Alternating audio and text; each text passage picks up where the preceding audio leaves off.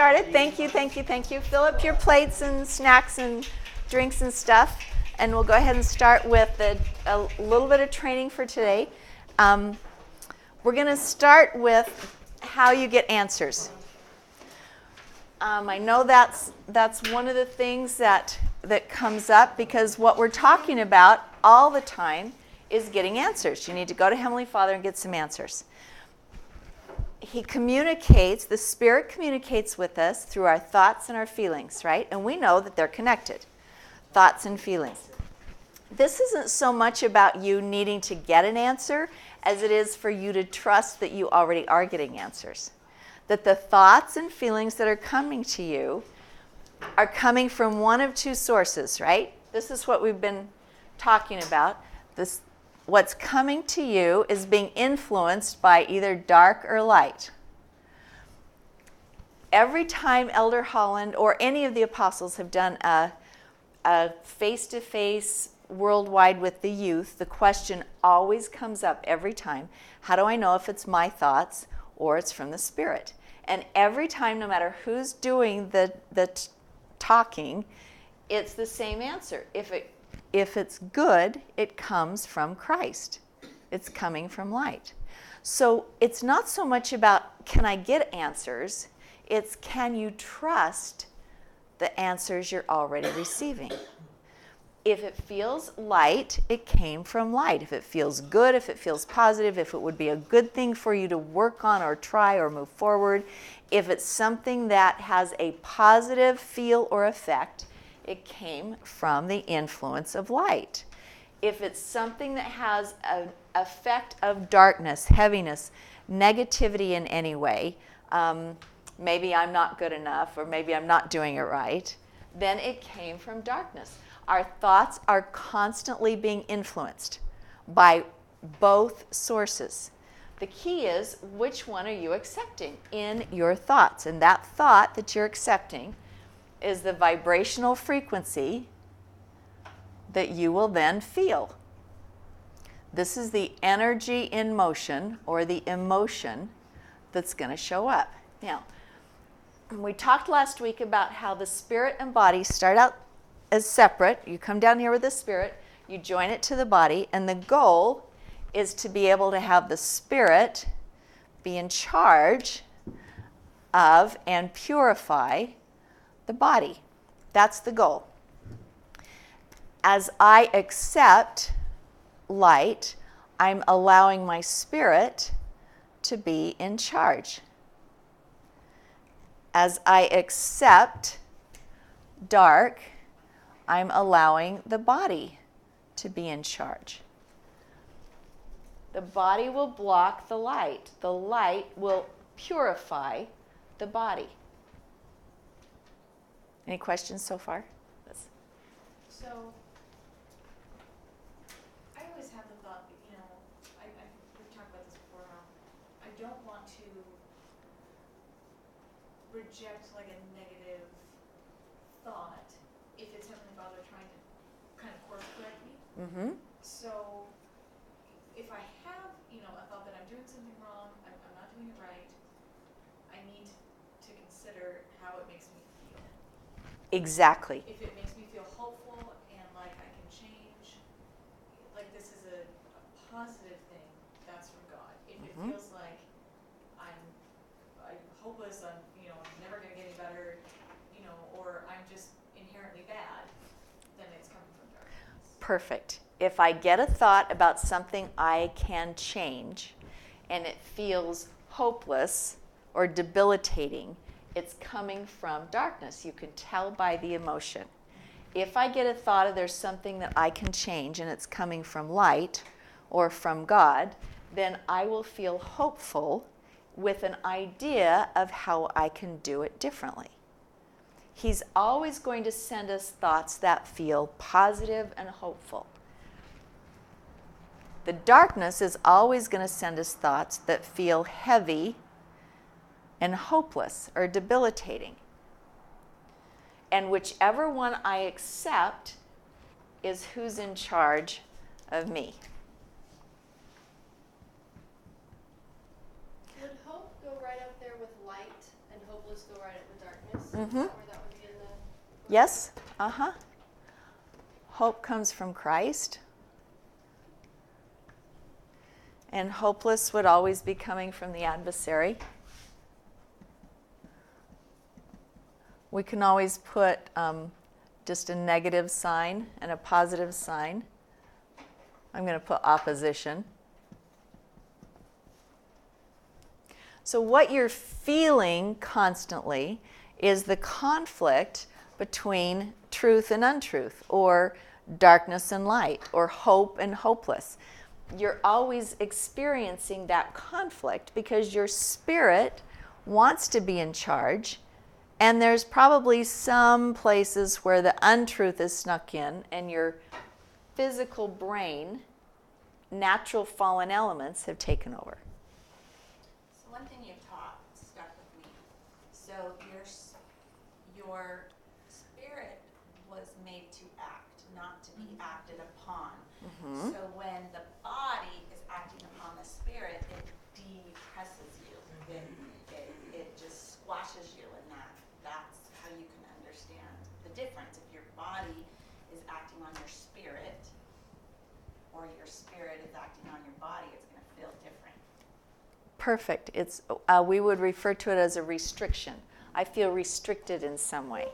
Where if it's coming from the spirit, then you're going to feel agency. I can choose. Perfect. What else? Does this make sense so far? I was just thinking about like Laman and Lemuel and Nephi, when they were given the words of their father in a dream, you know? Mm-hmm. It's like Nephi acted, he went to find out for himself, right? And then his brothers are like, well, I don't get it, you know? Yeah. Like, I don't really get it. And so I'm thinking, like, when they receive this light from their father, right? Well, how are they viewing it? As like, I don't know, maybe they're just having these conflicting things going on. Well, I want to point out that Nephi actually questioned it too. It wasn't until he acted that he received Right, that's what I'm the saying. truth. Yeah. Right? So, and then Laman and Lemuel just chose not to act. Right. So here's the key in that. Nephi hears what his dad says, wonders about it, and then goes to the Lord. And he listens to the thoughts that come to his mind. Then Nephi and then Laman say, hey, what did our dad mean? And Nephi says, did you take it to the Lord? And they say, no, the Lord's not going to tell us anything. They're not paying attention to or don't trust Or don't want. It's too hard. God's not going to tell me. But he already was telling them. They already had that available.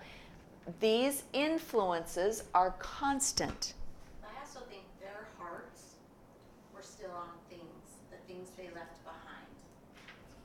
So for them, So their they were, body still was in on charge. that. Yes. For Nephi, he's like, no, I'm going to let my spirit be in charge, which means I'm going to pay attention to the thoughts that come to my mind. I'm going to ask, and I'm going to be willing to receive. Sometimes what happens is we ask, but we don't think we can receive. And if I don't believe I can receive, then I'm not going to be getting the answers that are already coming. So the key, one of the keys for me as I was learning this is, how do I know how the Spirit speaks to me? How do I know that? And to begin actually practicing. That's key, is that you're willing to practice on how does the Spirit feel to you? How does it feel when a thought comes to you and it feels positive? Can you learn to trust that? That was a process that just opened all kinds of things for me when I began to trust. Now, God knows the intent of your heart. So if you're willing to trust all the thoughts that feel positive, then He's going to help you learn that language. The way that I learned this is when I very first started my prayer journal. You know, I'd write my prayer, and then I'd wait, and whatever came, I'd write it. Well, as you go back, there are things that I wrote that didn't necessarily happen, but then the majority of it did. And so I'm watching that process of how I'm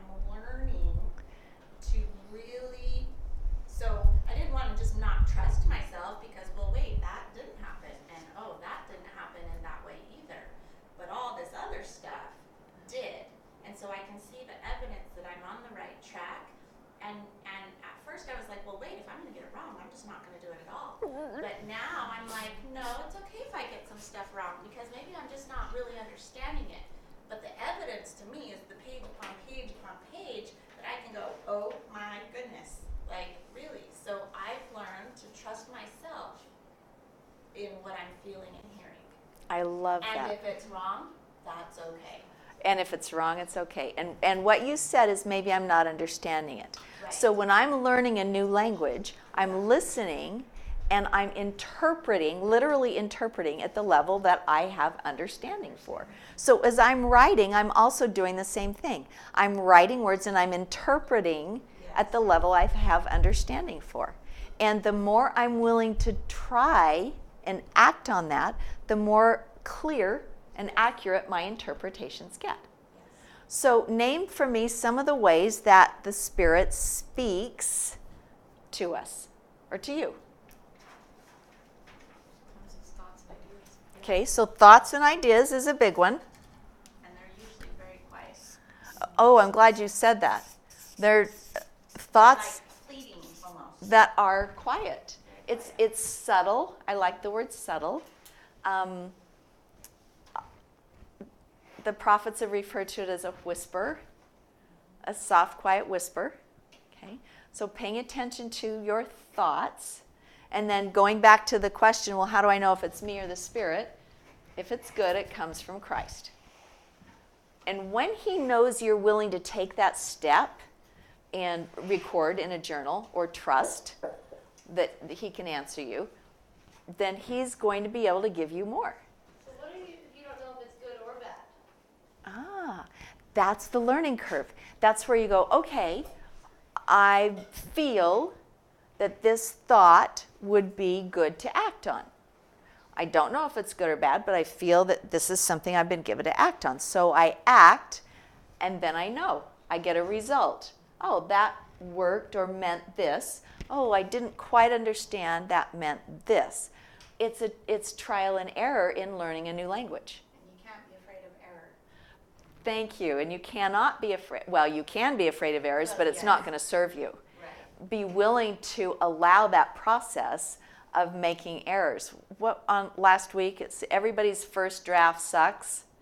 It's always going to be some errors in the learning process, and at some point you will get to this space where you can write every thought that comes to your mind, and then go back and read it and go, "Wow, I couldn't have come up with that. I couldn't have come up with that, but I totally feel like it's accurate."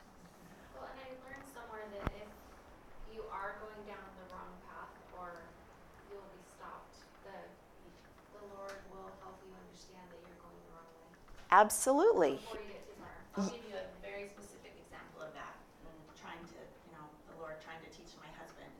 So he had a job that he had just contemplated quitting forever. He was miserable. I mean, it was going to end in a divorce for us. His hair was falling out. He had put on all this weight. He had got diabetes. I mean, it was literally, this job was killing him and killing us. And he gave his notice, but then he got called into the bigwig's office, and they, tried to keep him to stay. And so he said yes. And after we had already prayed about it, we went to the temple, we got the answer, leave. Take this job that's less money, and didn't make sense, and it was scary. But when he shook hands with the man and said yes, he said, my stomach just fell to the floor. And he said, when I touched that doorknob, I literally wanted to turn around and say, never mind, I changed my mind. But he was too afraid to do it. So he had to come home and have that internal struggle before he realized, okay, Heavenly Father told me the answer, I went against it, and he's saying, no, stop. So yes, he will stop you, and then he did make the right decision in the end, and he called and said, thank you, but I changed my mind. I And we love moved that. forward in a bit of fear, not Yeah. knowing how we were going to make it or where it was going to take us, but knowing that Heavenly Father had given us the answer. It felt right. The Yes. answer felt right. Yes. I love that. And that is part of the learning process, is being willing to take the wrong path, knowing He knows your intent. He knows you want to just do what He wants you to do. That if you head down the wrong path, there will be something to point you in a different direction. One of my coveted callings, something I'd always wanted to do, was teach Institute. I just thought that would be the best thing in the universe to do. And a few years ago, I got the chance they needed somebody to teach. And for the summer, I was teaching Institute. I loved it. And I'm like, this is heaven. It's what I've always wanted. And at the end of the summer, they say, hey, we need somebody permanently. Do you want to stay on? And I'm going, oh, yay, in my mind. And I started feeling really heavy. And the more I thought about it, the heavier I went. And I'm like, maybe something's wrong with me. I don't understand this heavy feeling. This is what I've always wanted. How could this not be a wonderful opportunity? And I'm spending probably 20 or 30 hours a week preparing these Institute lessons. And it got right down to the week before it was supposed to start, and I just couldn't feel good. And I'm like, well, if I'm not good enough and that's why I don't feel good, I guess I'm just going to have to say no. And as soon as I decided to say no, I felt lighter. I'm like, oh, dang, okay. But I called him. I said, sorry, I'm not going to be able to. I felt really good about it. And then this opportunity to teach came up, which I never would have even looked at had I been spending 20 or 30 hours a week teaching Institute class. So for me, it took a while before I understood the interpretation of that heaviness, but he still is going to be guiding us. So thoughts, and then let's add feelings, because emotions are going to be another way. And even when I didn't understand, you may not fully understand the interpretation of the emotion, you can always know if it's positive or negative. Does it feel light or dark? Heavy or good? What other ways besides thoughts and emotions does the Spirit speak to us? I love this discussion. This is one of my favorites. Having a conversation with someone.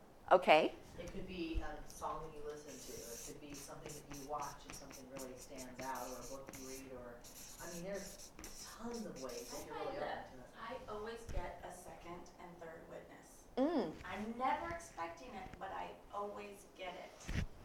And it comes through very different things. Exactly. Through people or books or a talk or something, but I'll learn something, and then within that week, I will get a second and a third witness that what I learned was right. That the same thought comes up 2 or 3 different times Yes. within a short period of time. I love that. And the witnesses add upon what I already learned the Yeah. first time. This week I had this amazing, weird experience. I get up from my prayer, and all of a sudden, out of nowhere, I'm hearing this song in my mind. And you'd have to be super old to recognize it. It's like an old Simon and Garfunkel song. But it starts out, slow down, you move too fast. And I'm like, oh. That's perfect. I know. It was perfect for me. And that was the feeling that came with that song. When I'm hearing it in my mind, like random, out of nowhere, I bet I haven't heard that for a decade. Oh, that feels right for me.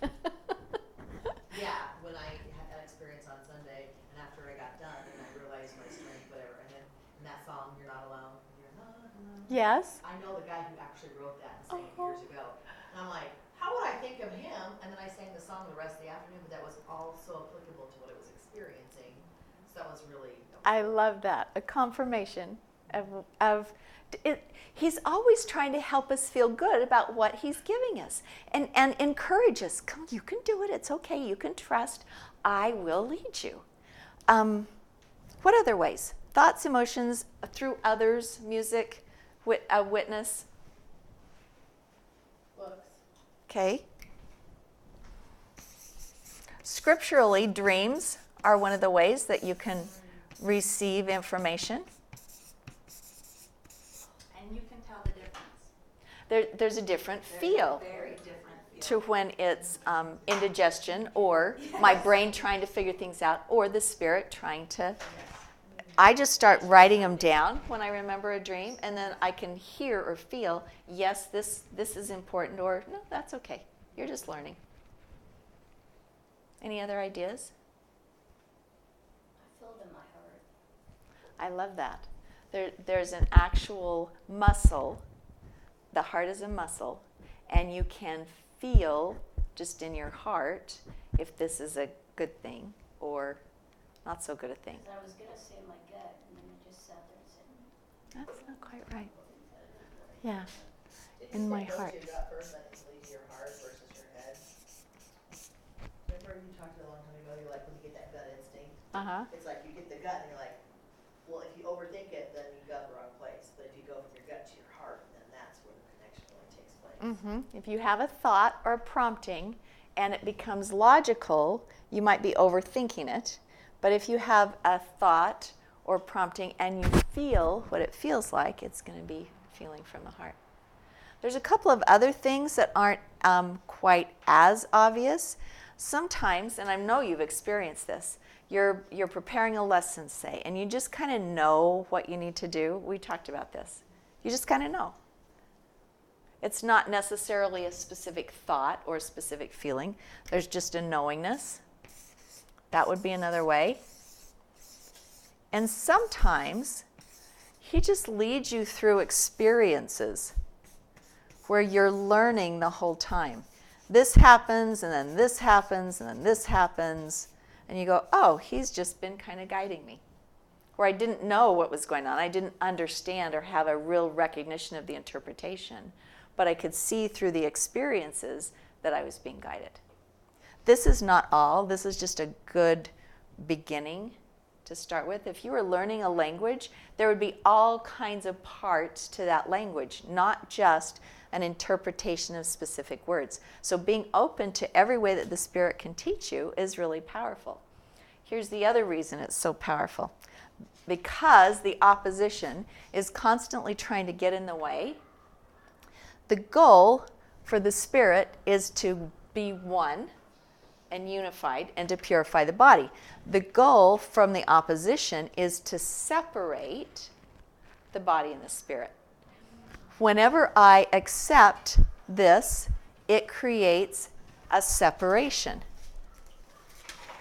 When I am feeling any kind of darkness, so let's say I've got the body and the spirit, and I'm really working hard on creating a oneness. And I accept something that comes from darkness, that tends to separate. My spirit's not happy with that. I create, in essence, a separation. Is that when we do grounding? Yes. That grounding helps Yes. with that process. When I accept something from the Spirit of light and I act on it, that actually tends to draw or increase the influence of the Spirit. So I am, with each accepting of thought, either increasing the rule of the Spirit or separating from the Spirit. Hugh B. Brown gave this awesome story years ago. It's in a little book called The Hidden Wedge. This is an actual wedge. He talks about how he left an axe, wedged side down, in the tree and then ran into the house and forgot it was there. And years later, the tree actually grew up around the wedge. But the wedge created a weakness where it was, and the tree, in a good storm, collapsed right in the middle, and there was the wedge still waiting there. This is what the adversary's working on doing. All of the untruths that we've accepted have created wedges between your body and your spirit. He wants to separate your body from your spirit. Anyone with a body has more power than anyone without. So the more he can get you separated or not comfortable with your body or not working from your spirit, the more weakness you feel and the more influence he has. That space opens up a greater weakness for him to influence. And that's his goal. One of the ways you can notice if there's a wedge, the beginning of the wedge right here is going to be self-criticism. If you are not nice to yourself, I don't think I spelled that right. B-R-T-O-C-S. spell it correctly in your books. If you are hearing unkind things in your mind and accepting them, you are giving into this desire to separate where you are. Now, you can notice how far you're separated by the kinds of words or feelings that you have. I just can't think clearly would indicate that the separation is starting up here in your thought process. I can't see a way out of this problem. That's how far down the separation effectively is working. I'm not allowed to speak my truth. I don't dare speak what I'm thinking. It's a little bit lower. I can't feel anything. I don't feel love, I don't feel anger, or I don't dare share my feelings. All of those are an indication of how far down this wedge has been. If you have stomach problems or identity issues, that's how much farther the wedge has worked its way. When someone decides they don't actually want to be on the planet anymore, they are feeling a full separation. They really don't want to be in their body in a very literal way. That's the adversary's wedge working to separate them. To remove that wedge, you start with kindness to yourself.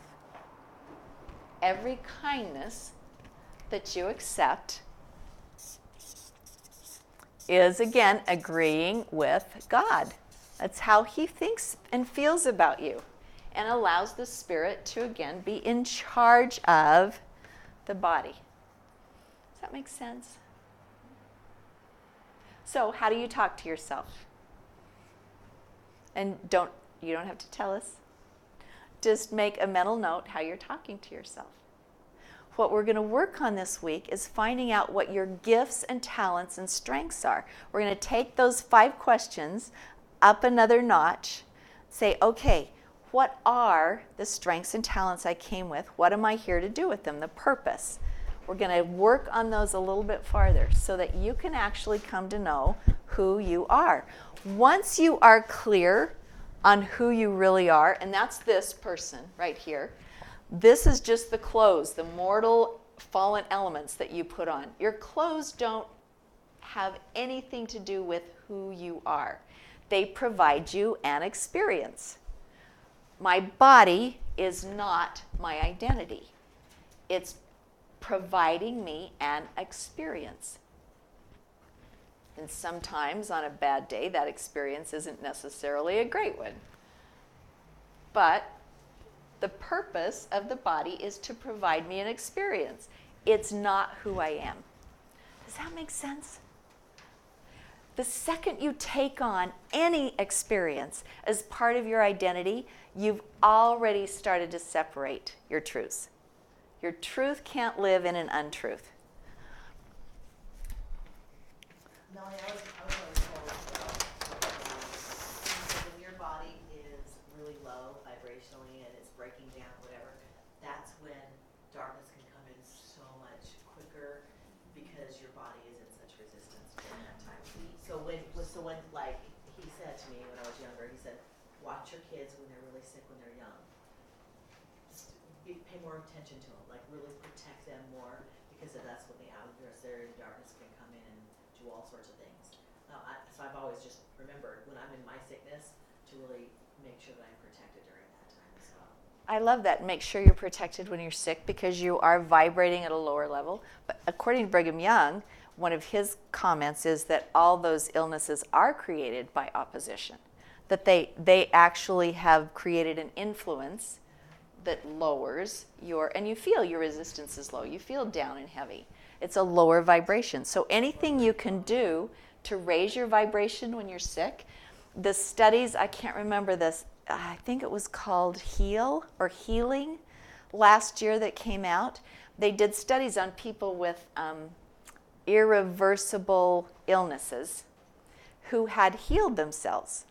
And of the 10 things that they did, that they all had in common, 8 of them had nothing to do with their physical body. They were all about their thought processes. How could they raise the vibration of their thought processes? And that darkness can't live in light. And raising your vibration actually helps heal or release the lower vibrations. So let's talk about things that raise your vibration. Okay? Good music, What raises your vibration? Good music good books. and good books. Being around positive people. Yes. Laughter. I love laughter and positive people. Dancing, singing. Yes, dancing and singing big time. Anything that adds light, this to me, this is the key. Anything that adds light. Love and truth are connected to light. So any of those things raise your vibration. I've spent most of my life in this vibration with my depression. Yeah? And when you're in this vibration, it's very hard to want these things. Yeah.